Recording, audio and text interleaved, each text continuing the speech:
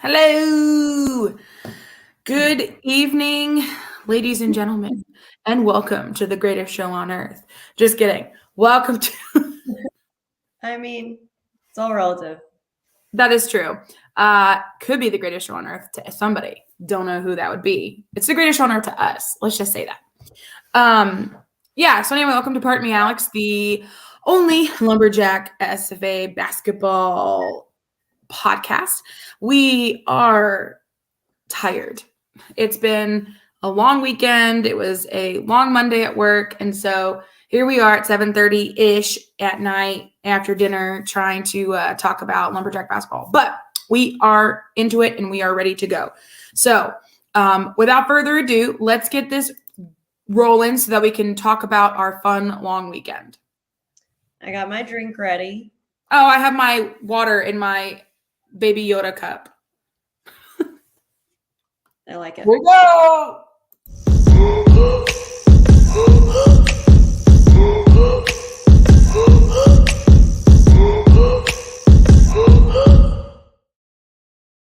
That was slick.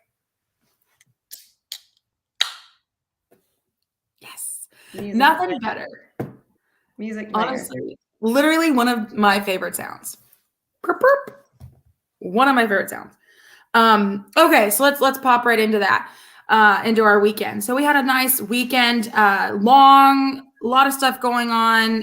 Jacqueline came in on Thursday because, of course, we had the game on Thursday, and then she stayed Friday. And man, oh man, Friday night was a fun little day. We had a little ambassador meetup at the brewery at around 6 o'clock. It was like 6 to something or other.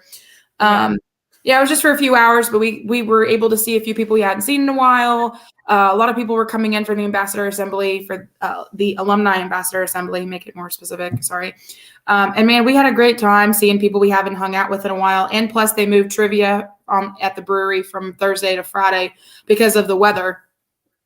That didn't do shit in NAC, and again, so yeah, there was like really too much going on for me Friday at the thing, since we were trying to do trivia and have that event. Like, it was too much. I know. And there really wasn't. I wish we didn't have to do that. Like, if we could have just kept it on Thursday, that would have been ideal. Because I would have missed it. But I mean, there was just too much going on, but there was really no other way to get it done. And it was already a pill trying to change it to Friday. So it did what we had to do. Anyway, so I know it was another one of those like overstimulated nights. Yeah, I don't do well with the overstimulation sometimes. It's just, well, then I don't know how you're going to function in Vegas, babe. I may not. We'll see. Yeah, TBD, to be determined. No, but anyway, so we had a nice little thing, get together on Friday night at the brewery, had a few beers, called it an early night just because we had to wake up super early on Saturday morning for the ambassador assembly. It started at 8:30 for breakfast, and then it actually all got started at 9. I was going to say, if anyone's curious, I left and went home, went to bed early because I got up and ran 6 miles at 6 a.m. in the 18-degree weather. So you wasn't out partying or getting crazy Friday night. No, neither of us were. Like, I was out. Wish that I was. Right. No, for sure. Like, I wish that I probably did as well. But then on Saturday morning, I would have been hating myself. So I didn't. I mean, I was just sitting at the brewery after closing, and we were just sitting there chit-chatting. I mean, it wasn't like we were like, woo, raging. No, we just sit there after the bar closes, after the brewery closes at 9. Whoop-de-whoop. Sat there for a couple hours, chit-chatted, and then went home, went to bed. So super exciting Friday night for us. I mean, we were just raging till all hours of the morning. And then, of course, like I said, Saturday, woke up, had the ambassador assembly, which I think, I mean, for the first one, it went pretty well. I mean, had a good little turnout. Not as many people were able to make it that said they could make it, but it was the weather. A lot of them were from Dallas, Yeah. Dude, happens. It happens. When it snows and there's ice in DFW, it's just probably best to stay off the roads. Just nobody knows how to drive. But yeah, I mean, I had a good little weekend. Jacqueline, what about you? It was a nice weekend. Yeah. It was good. No complaints here. Okay, then of course, after the Ambassador Assembly was over, we came to the Performance Center and they fed us lunch, knack burger, delicious as always. And then they gave everybody a little tour. I mean, we had seen the Performance Center multiple times, so it wasn't like, ooh, for us, we had already seen it. But for a lot of people, that was their first time. And then, of course, the game started at 2, which brings us to the game. And I always do, even though that was like our third tour of it, I do love every time seeing other people see it for the first time. That is true. So that was nice. But yeah. True. But I was getting hangry, and so literally they were like on the last leg of the tour, and I literally I deuced out. I ghosted the tour, and I was like going into the bushes. I did. I was like Homer. Yeah, exactly. I ghosted the tour and literally just jumped ship and went down into the Lady Jack Lounge where we ate our lunches. But thankfully, I wasn't the only one. There were other people that did the same thing, and I was like, sweet. I'm not the only hungry son of a gun down here eating without the rest of the crew. So there were other people down there too that had the same idea. So I was like, I'm getting hangry. I need to eat. So I ate a burger, and then I even brought a burger into the game because I was like, this isn't going to be enough for me. Like I am to the moon hangry. So which was a great idea. Anyway, so so let's talk about the game. Give us the background. All right, so Dixie State, y'all know we've never played them before, ever. They were 4-5 in WAC play going into this game. A little bit of background on them. They are a public university in St. George, Utah, in the state's Dixie region. That's the name, Dixie State. However, they are changing their name to Utah Tech, right? Mm-hmm. Utah Tech, yeah. Yeah, so they offer 4 different masters, 45 bachelors, 11 associate degrees, 44 minors, and 23 certificates, endorsements. They are about the same size as us. Their enrollment last year was around 12,000. Nice. Okay, good to know. That is good to know. And yeah, they are changing their name or have already changed their name. And it won't, I think it's coming into effect this summer, June 1 or July 1, one of the two. I can't remember the date. But yeah, so Dixie State will become Utah Tech and leave that name behind in the dust. So, but they will still be the Trailblazers, so that's still their name. I had a moment on Saturday. I was like, what is their mascot? Because I looked up on the screen and I didn't remember. And it looked like a ram / buffalo. And I'm like, surely not the Buffalo. I didn't know. Yeah, I know. So we figured it out. Good evening, Rick Thompson. Welcome to the fold. Haven't heard from you in a while, sir. Oh, Rick, long time no see, man. Absolutely. Hope you're doing well. We're always on the same page, always. ESPN, constant. Okay, so same starters as we've had the last several games. Gavin, David, Calvin, Terrell, Nigel. We did win. I feel like this was our first official blowout win. 81-52, at least in conference. The attendance was 1,859. Not super great, but no, but I'm over to the point of bitching about the either it is or it isn't. Like I'm just at the point. All is well, great win. Yes, it was, and we're about to talk about it.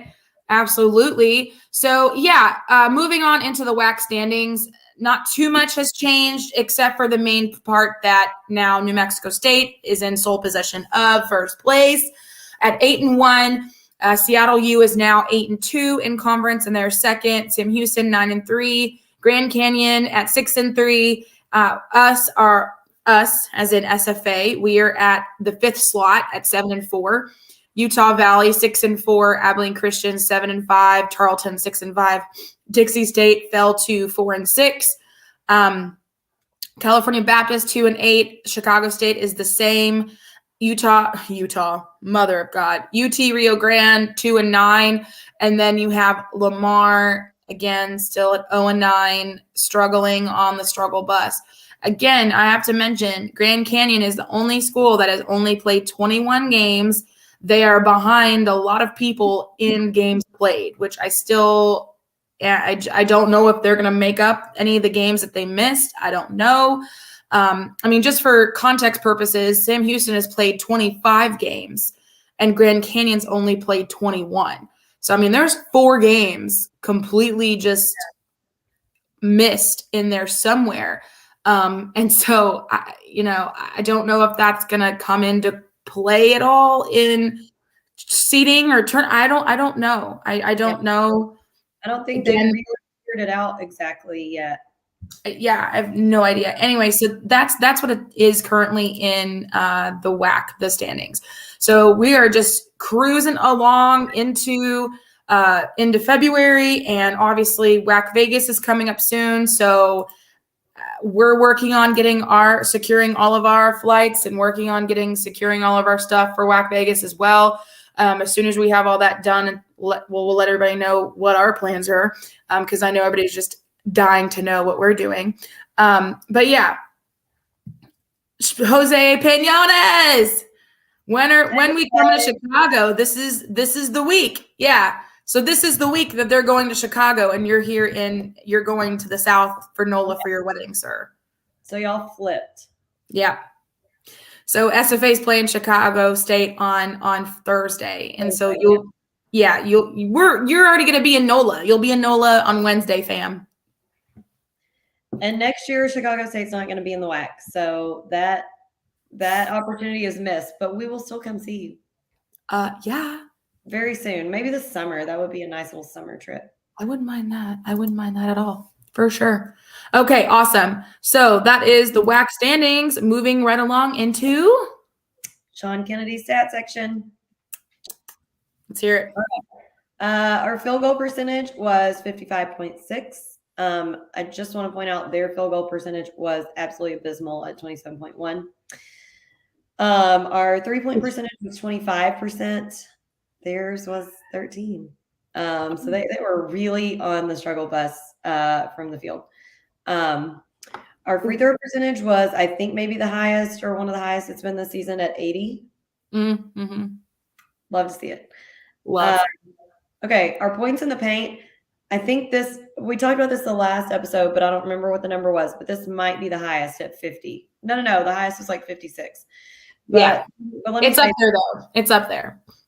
Gavin only played 24 minutes, and he usually plays considerably more than that because he got in foul trouble very early, yeah. In the second half. So to still have 50 points in the paint when we're usually counting on him for points in the paint, if we would have had him in there, it would have been even higher. For sure. Yeah, absolutely. Really good. Points off of turnovers, I think this is the highest we've had this season at 32. Because we're possibly in the teens or 20s. Second chance points, only 8, but again, we were shooting well.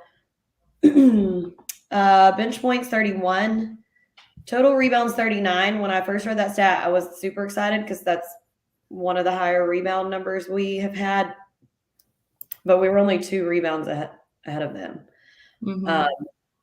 So, I mean, I guess we did well, but we had 9 offensive and 30 defensive. So we were really crashing the defensive boards, but yeah, those offensive boards are balls terrible. Just so bad. I always struggle on the offensive boards. I don't know. A thing called blocking out works really well when you do that. Was going to be one of my main grievances was the offensive rebounds. I mean, I knew watching the game they were going to be shite. Didn't realize they were that bad, but yeah. Yeah. So we had 22 balls, which I think they had 19. Yeah. So not too terrible. Our turnovers did kind of suck. We had 24 turnovers and they had 25. So they only had 1 more than us. Yeah. So pretty even on turnovers, but still I hate, anything in the 20s, it just makes me want to gag, honestly. Not good. We did have 14 steals, which is super amazing. We had 5 blocks. So our game leaders are Pilgrim's Pride players of the game were JJP and David. They each scored 17 points. I got to tell y'all, JJP had an amazing game. He had a absolute banging game, like killing it. He had every assist, every stat line possible. He had 17 points, 6 rebounds, 3 assists, 2 blocks, 2 steals. David had 17 points, also 6 rebounds, 2 assists, Yeah. 1 steal. And I do also have to mention Calvin because he was the next points wise, and he's really been putting more of an offensive effort up lately. So he had 14 points, 4 rebounds, 1 assist, 1 block, 1 steal. And you know what? Rolling right into the feats of strength, my first one is Calvin. Because you know what? Without him becoming more offensively minded, when Gavin sat being foul trouble early, we would, if he wasn't scoring, we would have not had such a good of a game. Like we would not have won by so much. It would. Yeah. Calvin saved us. Calvin was the freaking points in the paint when Gavin was sitting down for the majority of the second half. DDT, Calvin with slam. Yes. He had the big salami in there. Oh my God. Just disgusting. Like that man has a family and you just totally embarrassed him. Absolutely. But to start off the game, David had a big 3 in the beginning and I literally sat back and I was like, ooh, don't let David get hot. I was really hoping that he was going to get hot. Our boy DK, oh my God, DK. He came alive this game. He was back. Big game Dave. Big game Dave is back. Not saying he ever went anywhere. He just was doing other things. He was contributing in other ways. But big game Dave was back in a big way. Other things that I really saw that I was liking during the game had some really, really amazing defense under the basket. Obviously, I mean, our defensive rebounds, we had 30 defensive rebounds. I mean, we were killing the defense, especially under the basket, basically clearing the trash out. We were not letting them score anything barely under the basket, which was nice. Let's see here. Nigel had a nice save. There was a moment when Gavin lost the ball in the first half, and then Nigel somehow, some way came up behind, grabbed the ball, and then boom, got that layup. And I don't know how he came. I mean, because there was a shitstorm of like a million Dixie State players, and all of a sudden Nigel comes up with the ball. He's really kind of wily and squirrely like that. So good effort from Nigel. I don't know why Gavin was dribbling the ball with one hand to begin with. So that was anyway. Probably one of the funniest moments of the night, and Jacqueline and I will agree on this probably, and I mean we almost lost our fucking cookies, was when who slammed it? Was it Calvin? Okay, Calvin slam. Right after Calvin slam, everybody on the bench is going berserk, especially Coach Keller. His face, if I could recreate it, I have never seen Coach Keller get that. I mean, I've seen him get animated, but that face, I thought he was going to literally throw a chair. He was so like juiced up. He was like, like. I don't even know. I'm eating my own hair. Hold on. Literally. We got perfect sight of it at that exact moment too. I wish that I had framed up. I wish. Oh my God. I wish I might that I would have had like a GoPro on or something in that moment so that I could get that on camera, because that was probably the most intense, ridiculous, funny, juiced up face I've ever seen Coach Keller make after a slam. It was a definite missed opportunity because that would have been a great gift. Oh my God, yeah. Oh my God. I mean, he has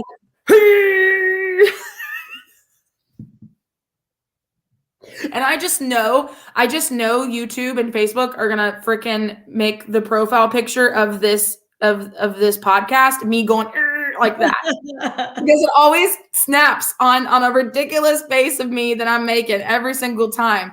Yeah, Dennis, Wile E. Coyote. That's a good one for Nigel. Wile E. Coyote. He was wily and super. We were laughing so hard because Jacqueline and I saw it at the same time, and we both looked at each other and just started dying laughing. So if y'all are watching the game and after the slam, you could see us in the background absolutely keeling over, dying. I forgot to look for us whenever I watched it back on that part. Oh my God. You may have to go back and look and see if we're there because it was just, it was just so funny. So funny. Diego, Fuego Diego, doing some work on defense. Good for him. Good for him. He took a charge like an absolute G. He put his body on the line like an absolute G. Good for him. Good for him. I have to give a momentarily small ups to Jonathan, because he doesn't play often. And when he does, it's not always good. But he, for once, when he was in the game, I didn't feel like it was going to be a shit show. And this is said in the most nicest terms possible. For once, I wasn't concerned. Like, he was in there, he was playing decent minutes. Yeah, but the thing is he was putting forth effort. You know, usually sometimes he gets the ball in the paint and he kind of loses it or gets lost or he gets double teamed, and it just is an absolute, just a mess. But this time he actually was, you know, he was given a couple pick and rolls and they were misses, but he at least caught the ball and went up with it. A couple of them, I think one of them got blocked, another one got fouled. I mean, I appreciate the effort, though. No, I'm gonna jump in on you with that one because that's one of my very specific ones. He really good minutes and he made a dunk attempt that did not fall. But listen, just the fact that he went up and tried to dunk it, that was win enough for us. And 100%. You could see how excited all the other dudes on the floor were that he even tried. Yeah. I mean, they were like pumping him up. I was just like so glad to see the effort because and that's all. He'll try it again and he'll try it again and he's gonna dunk one day. And it's gonna, and the only thing is that too is just, to me, like, that just increases his confidence. Like, yeah, like he didn't get it, but I feel like the guys on the bench were pumping him up enough to be like, John, no, dude, like that was good. You just, you know, you got blocked and you just, the other one was just straight up just, you know, you just, it was a bad pick. It was a bad roll. You know what I mean? So, and then, but the other thing he did that I really, really liked was he boxed out very well, very nicely, allowing Day to come in and lay up the ball. It was a good box out. And Day had a fucking just an easy lane to go up and lay up the ball. So that kind of stuff I love. That kind of stuff gets me excited. JJP with a nice freaking dunk at the end of the game. Boom, boom, boom, exclamation point. And then, of course, there was one more that I had on here. Okay, yeah, of course. Cal killing it in the paint. And that's what I had. Okay, I have a few. My notes are kind of disheveled, so it's all right. Okay, so David, big game Dave on his threes, 3 of 6. He was looking good on those threes. Specifically, I don't mean to cut you off, but that freaking 3 before the half. He was looking nice. Let's see. That buzzer beater before the half had me literally about to lose my life. DDT. The fun side of Lumberjack basketball. Listen, we can't promise or offer much, but we can promise and offer fun. I'm glad you made that note, that caveat. We can't offer much, but what we can offer is giggles, laughs, beer, and good times. Did we say the same thing again? Yes. Here we are. It says check, check, check. Check, check, check. Let's see. Big Game Dave also turned it around because we were coming on slow in the first half again offensively Saturday. Yeah. And he turned it around with kind of obviously the 3, but like to actually put us in the lead, he turned it around on a layup just a few minutes before halftime. So that was nice. Let's see. Okay, Day, y'all know I always have to brag on our boy Day, but first of all, he makes the best moves to the bucket ever. Like, if he gets the ball and is moving towards the bucket, I have no doubt that it's going to go in. Yeah. He was playing great defense all game long also, like he always does. He got a 5-second call. He was just, like, swatting balls out of the lane right and left. Like, even if maybe the steal didn't go down to him. Like he was in the passing lane swatting it for someone else to scoop it up. Yeah. Amazing. JJP got some really nice steals. He got 2 steals. And he was playing great defense. This is something I noticed him do a few different possessions. Because y'all know how much I like to bitch about the back door, but like really paying attention when he was in the lane on the backside and just stepping into the passing lanes and defending the back door. I love that. I love that. And then there was like one play where he had a little mid-range jumper that got blocked, and he literally got his own rebound from the block and put it back up. Just great stuff. Let's see. Like I said, Calvin was just scoring great around the basket, and I love that he's getting more offensive because I love to see that. Agreed. And then he had that fast break dunk that is the one that Keller got so hyped over. I when you rewatched it, were you able to see the face? No. Oh, because he was like facing towards us when he did it. He was like facing towards the other end of the. He was That's facing true. towards that end of the court, towards the bench, and it happened on the other end. That's true, man. Oh man, I mean, I would honestly pay money to see that face over again. Absolutely pay money. It was. Let's see. I just got a few more things. So, like we said, Diego with his defense. Let's see. Okay, he only had 1 steal, but the 1 steal that he had, he got an alley-oop to Calvin, which was amazing. Yes. Nana got some good minutes since Gavin was in foul trouble early, like we said about Jonathan getting the good minutes. And I think that's so helpful for Jonathan because that positive reinforcement from the guys, even if he like misses a dunk, is like, hey, dude, like do that again. We want to see more of this. Like keep trying. Absolutely. That makes me happy.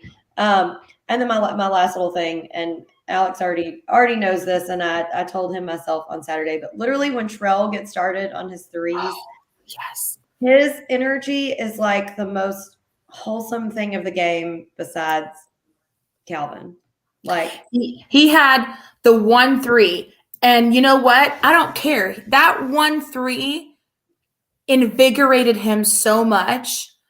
And I think the team and the crowd, like, oh my God, like my heart burst because yeah, it was a 3. It was a nice big 3 from the parking lot. Like he does so well. But it wasn't just the 3. It was how he reacted after the 3. It was the smile on his face. It was the energy he had. I felt like that boy just got just a surge of adrenaline into his veins, and he was ready to like rip apart the world. Like he's just, I love him so much. Like, I don't know I've ever had and this is going to sound really weird, like a love affair with a player in so long. Like, I'm to the point where I want to make fucking Trell shirts. I want to make Trell signs. I mean, I am all in on that boy. Like, I think it's just because he is so wholesome. I'm so, like, he is. Yeah, exactly. The energy is so wholesome and positive and like spirited in his smile gives me life. Yes, his smile gives me life. He's such a nice boy too. You know, and I call him a boy because of course he's probably at least 10 or more years younger than I. So he's just a good dude too. Like he's always nice to us, always comes over and says hi, even if he has a bad game, even if they lose, he always is coming over and getting a hug from us. He's just a good dude. And these are the dudes I want to see succeed, stay on the team, keep trucking, keep rolling, and continue to be successful. And I love that kid. I love him too. He's great. Trell shirts. It's happening. That was the end of mine. We can go to the grievances now. Okay, I guess. I do want to point out, not one of the cats has joined me yet today, which is so awesome. I'm shocked. There they are. As soon as you say that, though, Scotty's going to jump on your lap and be like, love me, peasant. Scotty. We'll see how long it takes him to come in here. We'll see how long. Okay, here we go. With the airing of grievances. I got a lot of problems with you people. Now, you're going to hear about it. You. Yo. All right. So I have to mention, this isn't a grievance, but I forgot to mention it in the first part. Those points off turnovers, 32. Holy crap. I mean, that's almost the difference right there. Yeah. You know what I mean? So bang up job on the points off turnovers. Killing it. All right. So going into the grievances for me. First grievance is just Dixie State in general. No offense to them as a school or a team, but I just feel like they were already, when that game started in the first half, like they were already wanting to tussle. They were already being aggressive. They were already wanting to fight. They were flopping. They were, they were pushing on. Like they were already super aggressive towards us in the beginning, which is fine. But like, pump your brakes, babe.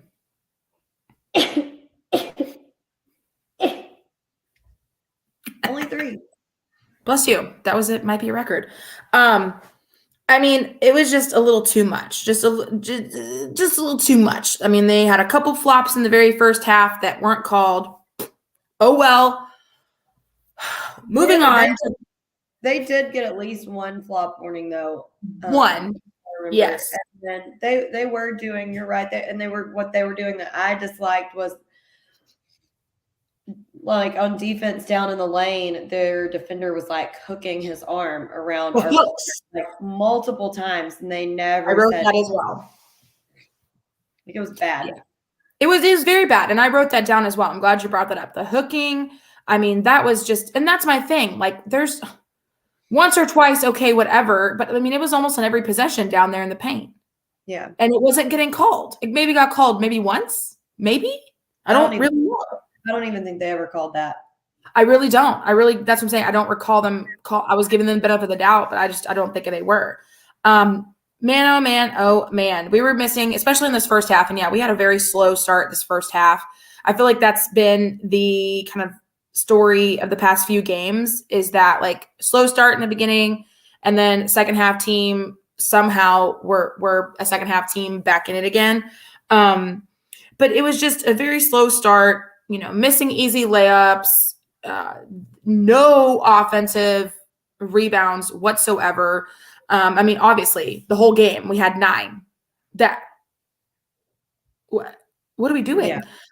And let's see. And considering they had 19 offensive and 18 defensive, I mean, they were pretty even on both. Yeah.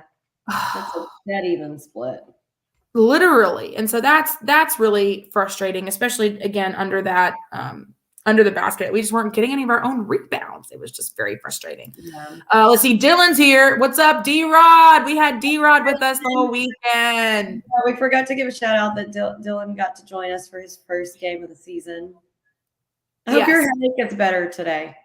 Yeah, I'm glad you're on, Dylan, because we had a great time with you Friday and Saturday. I hope you had a good time too, minus the headache. It's okay. I joined you in the headache patrol on Saturday, but it's okay. We live on.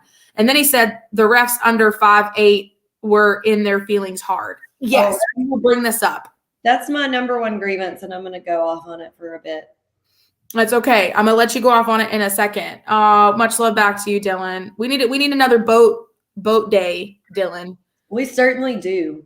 This summer, boat day, you, me, Jacqueline, your cute little girlfriend who's in your profile picture. We're doing it. We need to meet her. Doing it.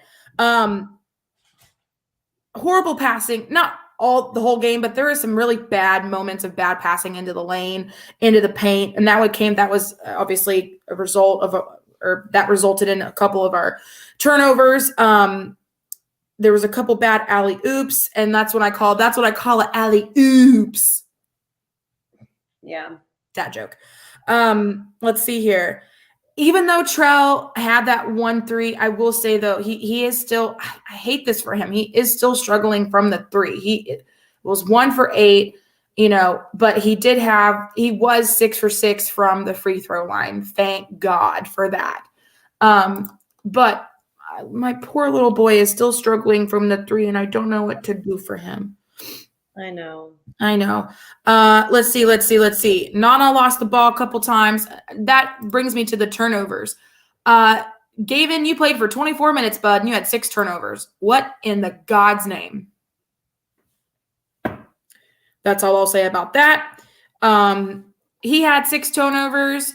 Let's see here. And Nana had 1, which was the one I was talking about. He lost the ball there.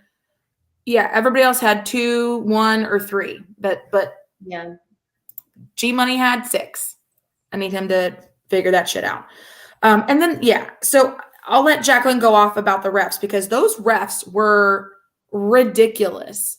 Multiple instances of just aggression and being very abrasive, and I wasn't liking it at all. It was inappropriate. I think it was the same referee in both instances. I'm pretty certain. I wouldn't be surprised. I'm pretty certain. Anyway, so there was one where it was like, let's see. It was in the first half on our end of the floor, so they must have been the ones who had the ball. Anyways, they called a foul, gave them free throws, then they got the ball back. And so they got to take the ball out. Yep. The tall referee was going to do it at the baseline, which I get why he was thinking that because they had just done free throws. But since the foul was called over by the sideline, that's where the ball went. But instead of just saying, hey, since we called the foul over here first, this is where the ball goes. I know what you're talking about. That was second half because that happened on Trell towards the end of the game. Okay. Yeah. The ref was just like so condescending and abrasive with the way he was explaining it. He was like, no, the foul happened over here. So the ball goes out over here. And we're like, whoa, you don't know. I mean, he's yelling at the other ref. The older man was yelling at the younger, taller, bald ref, like, no, the foul was here. The ball goes out here. I mean, yell enough that everybody could freaking hear it. How embarrassing. It was very awkward, but that wasn't even the worst. No. So the worst was, and listen, after the game was over, because it was either last season or season before that there was the inappropriate situation with a ref and Calvin, where the ref was 1,000% out of line and antagonizing and cursed at him. And I will gladly drop that referee's name because his name is Kirby Sitton, and he should know better. He should know better because his father, Kerry Sitton, was a wonderful D1 referee who did Power 5 games all the time. So Kirby, sorry, you suck.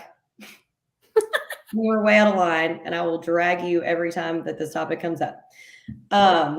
Anyway, so then again Saturday, I'm like, Calvin, bud, like, why the refs go after you every time? Like, every time there's an issue with a referee, Calvin's the player they're going after. And so this issue I'm going to describe happened right before halftime. And whenever I went up halftime talk to my parents, I was just like, I literally don't understand how Calvin is always somehow the recipient of the inappropriate behavior from a ref, because literally Calvin is like the coolest, happiest player on the team. Like, he never gets his feathers ruffled. He never gets upset about anything. Even if he messes up going down the court, he's like, oh man, my bad. I got it next time.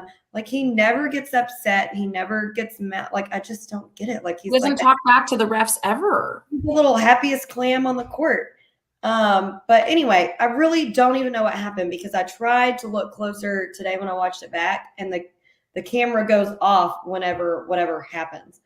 But it was when Gavin took a charge and they called the charge. And like, I literally saw, like, they zoomed in on the camera. Calvin goes over to help him up, and he's all like celebrating and is like, oh yeah, whatever.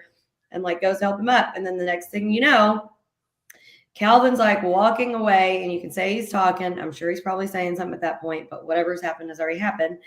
And the ref is like following behind him. Anyway, during the game, Alex and I asked 2 different friends of ours who were each sitting on opposite sides of the court. And they said, whatever happened that sparked the ref to get, I don't know, a whatever issue he had with Calvin, that he went up and like maybe not intentionally, but was gonna like hold out his hands and like actually put his hands on him. And that Calvin was like, don't put your hands on me. And then it just escalated from there. But I mean, as a ref, you should never like, especially if there's no like actual fight happening, there's no reason to be touching the players. And that's just not, you're, I have covered this before, but I will cover it again. Literally in the referee's handbook, the number one purpose of the ref is to keep the game safe. So if you're the one instigating by putting your hands on a player, you're not helping. Or saying something. Like if they're being rude or abrasive to each other, I can only imagine if they're being rude or abrasive to those players too. Both teams, doesn't matter. Yeah, that's a good point. You know what I mean? So I have no doubt that, I mean, especially when two people on opposite ends of the court both said that he put his hands on Calvin. And then I asked Mom, who sits at the top of the damn stadium, I was like, did one of the refs put their hands on Calvin? And she said, yes, they did. And she saw it. She ain't going to miss that. She's watching that game like a freaking hawk. Yeah, and the final thing that makes me so mad about it is the referees are supposed to be cool-headed, peacekeepers, impartial, like people to maintain game. And if you're the one getting all freaking heated up simply because your partner is trying to throw the ball out in the wrong spot, or because you think a player did whatever and you're putting your hands on him, like maybe this is not the job for you. No. Because if you're getting that bent out of shape and that like upset and butthurt and taking it personal, refereeing ain't for you, babe. Definitely not. Not the job for you, because you're going to have people yelling at you and giving you shit the whole entire game, whether you're doing a good job or not. Like, because that's just the name of the game. You could be the best referee ever, and fans are going to be yelling at you because they just need somebody else to blame when their team's doing bad. So if you got to have thick skin and tune that shit out, or don't ref. Anyways, that's the last of my point on that. Let me see what other cosign. We just got a slow offensive start. I didn't love that, but again, we came back with the second half game. Well, they're not going to come sit with me, but they're going to meow like crazy. So. Meow. What? Meow. Okay, I talked about this a few games ago. I think this is my last grievance. I don't really have that many, but I talked about this a few times ago. It still drives me nuts. Poor Nigel took a really hard hit on a screen and like just went down like a sack of potatoes because his teammate who was standing right there, if this cat doesn't shut up while I'm trying to talk. I'm going to punt that cat across your house, dude. One of his teammates standing right there, seeing it coming. And thank God they did. I will say they did call an illegal screen because it was a moving screen. But like Nigel still fell flat on the floor because his teammate didn't like say, hey, dude, screen. Like that's all you have to do. It's just not hard. Like that was one of the things that made me madder than anything whenever I played. Like I can say from experience being the smallest player on the court, if I run head into a screen and my teammate's standing right there and could have told me, I'm going to be like, girl, like tell me next time so I don't run right into somebody. Like it's just freaking concussion running into somebody like a stone brick wall. Boom. Like your teammate can really get injured just because you're just standing there biting your tongue, not saying something. Like it's very easy. Doesn't take any skill. All you have to do is yell screen. Yeah. It's just a small little something you could do for your teammate. So, just a small little something. Was that it? Yeah, that's it. That's all I got. All right. Yeah, no, you're good. All right. So moving on to the one word describe this entire game. A little game summary analysis. What do we got, Jax? You go first because I'm still thinking. Okay. So I put streaks, baby. This is 3 games in a row. Boom in your face. 3, 1, 2, 3. Boom, boom, boom, boom. Let's go, baby. We are on a train. We are choo-chooing. We got freaking Chicago State up next. I mean, I'm not saying it's a done deal, but I'm saying I'm not going to say that. Because we know, no, I'm not saying it. But we are on a train and we have momentum, and now we're going up to Chicago. And then, but here's my thing with Chicago. Here's my thing. Anytime we're playing a game against a team that should be a win, for God's sakes, we always struggle, and it pisses me the H off. But here we are. We weren't on a streak then. We're on a streak now. We're on a 3-game streak. We beat a good Utah Valley team. We played against CBU, which is a decent team, beat them. And then we also beat Dixie State. Again, not a team to snooze about, but here we are, 3 games in a row. And that is what we call a streak. That's a good one. I'm just going to say comeback because we really did start off very slowly in the first half. Mm-hmm. And I was slightly concerned. I mean, even when we brought it back, we weren't like separating ourselves. We were just like hanging in there and matching them bucket for bucket. Yeah. I'll tell you exactly when I knew that we were going to win the game. It was when frickin' Big Game Dave hit that frackin' 3 right before the half. Yeah. I said, there is no way in God's green earth that he can hit that buzzer beater of a 3. I mean, he literally stopped right at the 3 line and just literally threw it up and just prayed. And it went in. And I thought the guys were going to explode across that court. People were, chest bumping, high-fiving, like sprinting into the tunnel. I mean, if you don't win after something like that, you got no business being on the court, babe. So I knew at that moment that it was like, all right, I can kick back. We're good. Can I have another beer, please? But I did not see us coming back and winning by almost 30 points. No.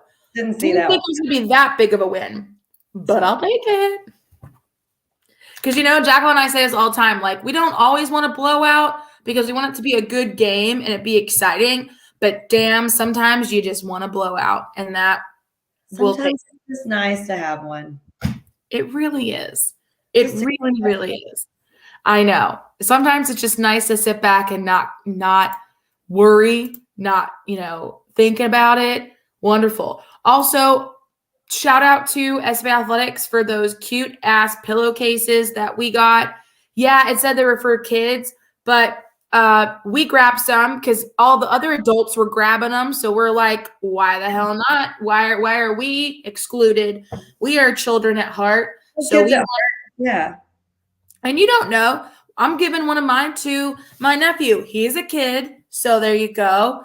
Bada bing, bada boom. Who knows? We may give away one of our extras as maybe somebody who didn't get one as like a giveaway on the social medias, if you're lucky enough.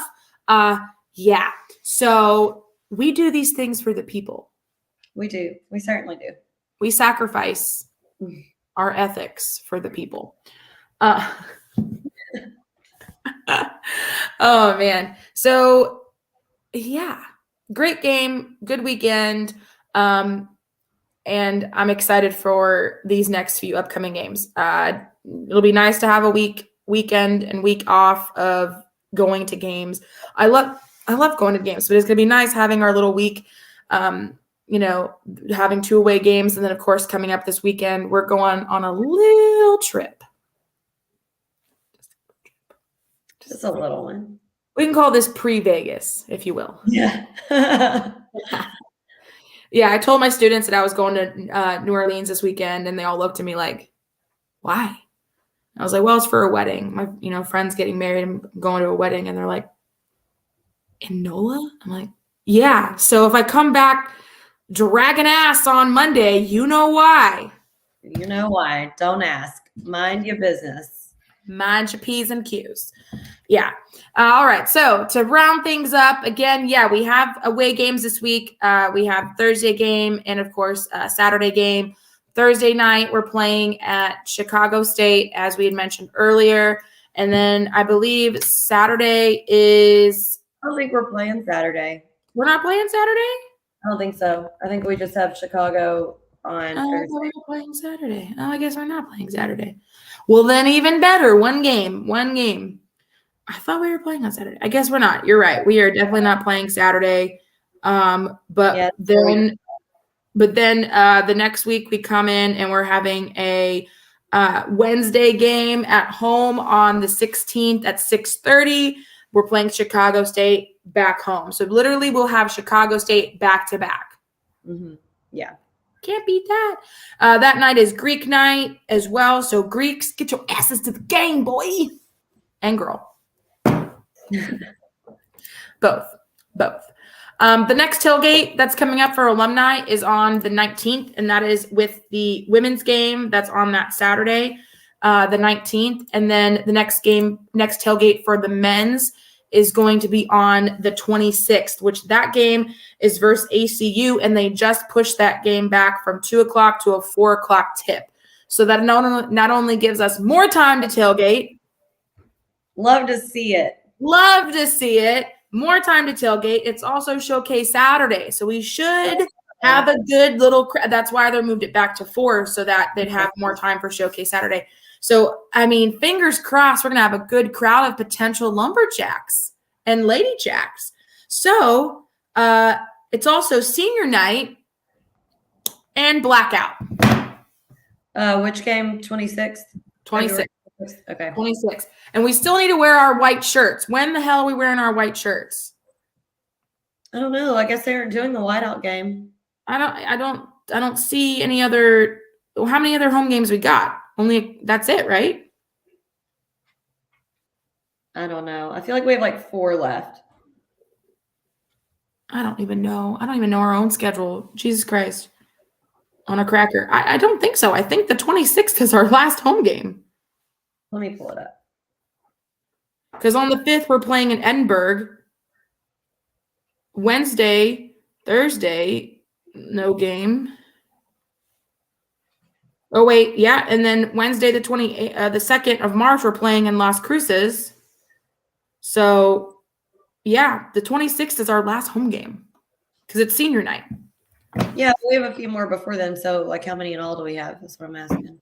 Oh, I'm sorry. Okay, so I think we have like 4 left. We have 1, 2, 3. We have 3 left.